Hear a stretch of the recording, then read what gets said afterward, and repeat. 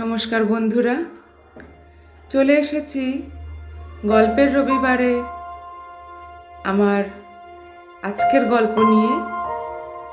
এই গল্পটি গত সপ্তাহের অবদমন গল্পটির দ্বিতীয় পার্ট। সবাই সঙ্গে থাকুন। গল্পটা ভালো লাগলে একটা লাইক এবং কমেন্ট অবশ্যই করবেন, আর সাবস্ক্রাইব করতে ভুলবেন না। পাশে থাকুন, সঙ্গে থাকুন। শুরু করছি আজকের গল্পের দ্বিতীয় পার্ট। দেখতে দেখতে 5 মাস অতিক্রান্ত। একটা দারুণ খুশির খবর এলো, তার সাথে কিঞ্চিত দুঃখ। বিকাশের কর্মদক্ষতা ও পারদর্শিতা দেখে কর্তৃপক্ষ তাকে উচ্চতর পদে উত্তীর্ণ করেছে, কিন্তু সেই উন্নতি বাস্তবতা তখনই পাবে যখন বিকাশ নাগপুর স্থিত কোম্পানির শাখায় দায়িত্ব নেবে। এমন সময় একটু আর্থিক সুরাহা তো অবশ্যই দরকার ছিল, কিন্তু এনাক্ষীর পক্ষে এই বদলিটা মেনে নেওয়া খুব চাপের।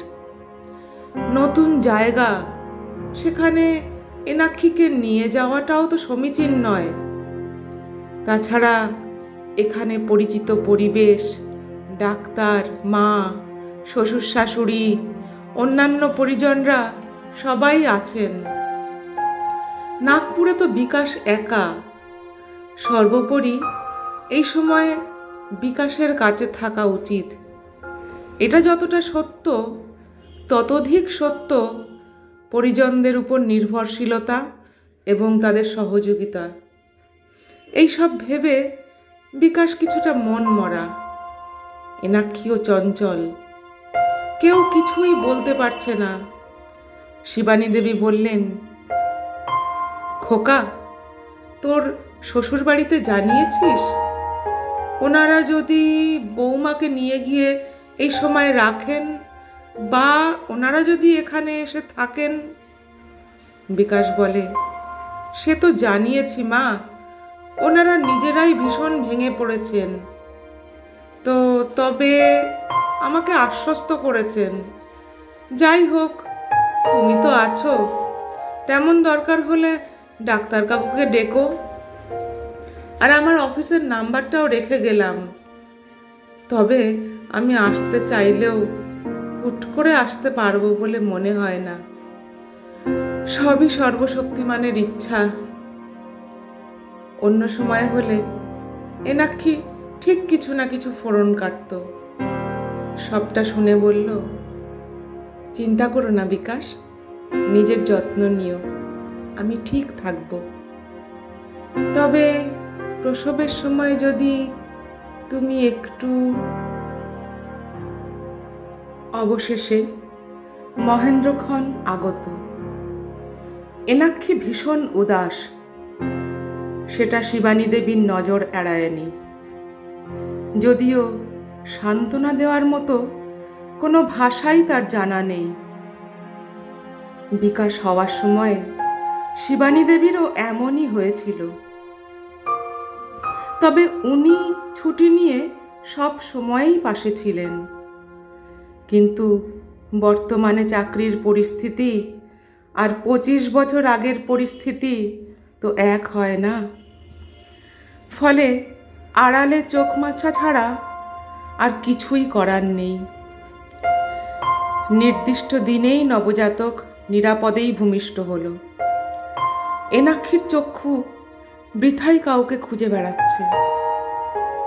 যদিও ফোনে সমস্ত খবরই দেওয়া হয়েছে, বিকাশও আশ্বাস দিয়েছে, ছুটির জন্য আবেদন করেছে ও। এখন ওর আসার অপেক্ষা। শিশু বিশেষজ্ঞ নবজাতককে পরীক্ষা করে উৎফুল্ল হতে পারলেন না। মুখে বললেন, আপনার স্বামীর একবার আসা উচিত। যদি আসতে পারেন তবে তাকে নিয়ে এলে। এনাক্ষী সজল নয়নে নিরুত্তর। মাস দুয়েক পর বিকাশ ছুটি পেল, এসেই এনাক্ষীর ঘরে। এই যে মহারানী, কেমন আছেন? তা আমার রাজপুত্র কি করছেন? বাবা, দুজনেই দেখি নাক ডাকছে। এই না, ছেলের কি নাম রাখলে গো? যাক চলে, এ তো দেখি ঘুমোচ্ছে। তুমিও কি? এই না, কিছু বলছো না কেন? জানি গোসা হয়েছে, বেশ, রাগ কমলে তখন এসো। মা, ও মা! একাই বকবক করে বিকাশ ঘর থেকে বেরিয়ে গেল। মায়ের ঘরে যেতেই মা বললেন, বিকাশ, এসে গেছিস বাবা? বস, এখানে বস। উদ্বিগ্ন বিকাশ জানতে চায়, মা, সব ঠিক আছে তো? এনা তো একটা কথাও বলল না। জানি ও খুব আপসেট হয়ে আছে, আমারই বা কি করার ছিল বলো মা। শিবানী দেবী আশ্বস্ত করে, তুই ফ্রেশ হয়ে নে বাবা, অনেকটা রাস্তা ঠেঙিয়ে এসেছিস। আগে কিছু মুখে দিয়ে নে, তারপর সব বলছি। তারপর শিবানী দেবী যা বললেন, নবজাতকের অবস্থা ঠিক সাধারণ নয়, তবে শিশু বিশেষজ্ঞ বিশদে কিছুই বলেননি। সেই কারণেই তিনি বিকাশকে দেখা করতে বলেছেন। আপাতভাবে শিশুর cardiac system, respiratory system, excretory system, vascular system, ওজন সবই স্বাভাবিক। তবুও সব শুনে বিকাশ শিশু বিশেষজ্ঞের চেম্বারের ঠিকানা নিয়ে বেরিয়ে পড়ল। নমস্কার ডাক্তারবাবু, আমি বিকাশ বসু।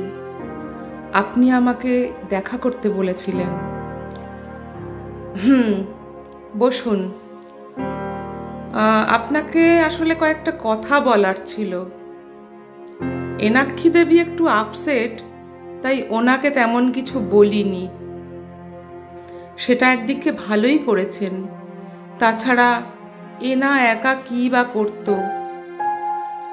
যতদূর মনে হচ্ছে উনি ক্যারিং স্টেজ থেকেই ডিপ্রেসড, আর সেটাই বাচ্চার উপর এফেক্ট করেছে। যদিও এখন সবটাই প্রিজিউম করছি, নট আ ডায়াগনোসিস। আমাকে পরিষ্কার করে বলুন ডক্টর, কি সমস্যা অনুমান করছেন? একটা এন্ডোক্রাইনাল ডিসঅর্ডার মনে হচ্ছে। মানে বাচ্চাদের স্বাভাবিক ব্যবহার সবই ওর মধ্যে দেখা যাবে, তবে সময় পার করে। সাধারণভাবে বিলম্বিত বৃদ্ধি বলতে পারেন, তবে এই বৃদ্ধি দৈহিক নয়। যদি আর একটু খোলসা করে বলেন। দেখুন মিস্টার বসু, সেন্স বা বোধটা রপ্ত করতে ওর স্বাভাবিকের থেকে বেশি সময় লাগবে।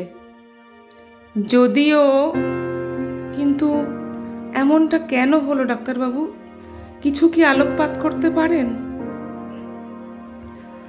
আসলে ক্যারিং স্টেজে মা যদি মানসিক চাপ বা কষ্টের মধ্যে থাকেন, যাকে সাধারণত আমরা ডিপ্রেশন বলে থাকি, সেক্ষেত্রে মায়ের শরীর থেকে এন্ডোক্রাইনাল পুষ্টি গর্ভস্থ বাচ্চা ঠিকভাবে পায় না।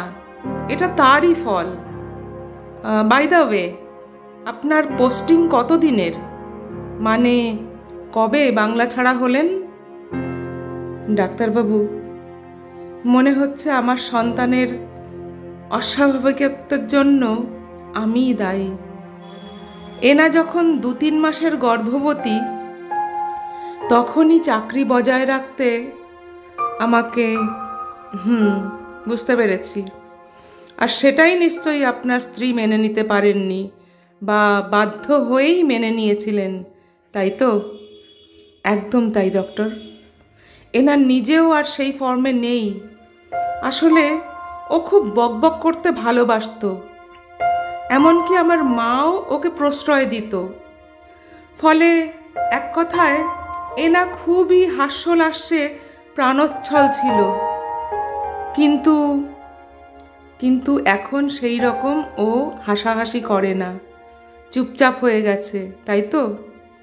সবই বুঝি, তবে সেটা হয়তো ঠিক হয়ে যাবে, মানে ইনকিউরেবল নয়।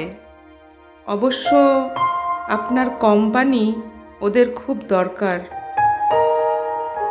চেষ্টা করব ডক্টর। আর একটা কথা। হ্যাঁ বলুন মিস্টার বসু। বলছি, বাচ্চার এই সম্ভাব্য সমস্যার কি কোনো রেমেডি নেই? অবশ্যই আছে, সেই জন্যই ইন অ্যাডভান্সড প্রস্তুত থাকতে হবে। বেসিক্যালি সেই জন্যই আপনার সাথে আলোচনা করার দরকার ছিল। খুব খারাপ লাগছে ডাক্তারবাবু, কিন্তু আমিও তো জানি, শুধু আপনি নন, বর্তমান সোশিও ফাইন্যান্সিয়াল ক্রাঞ্চে কম বেশি আমরা সকলেই বন্দী। তবুও যতটুকু চেষ্টা করা যায়।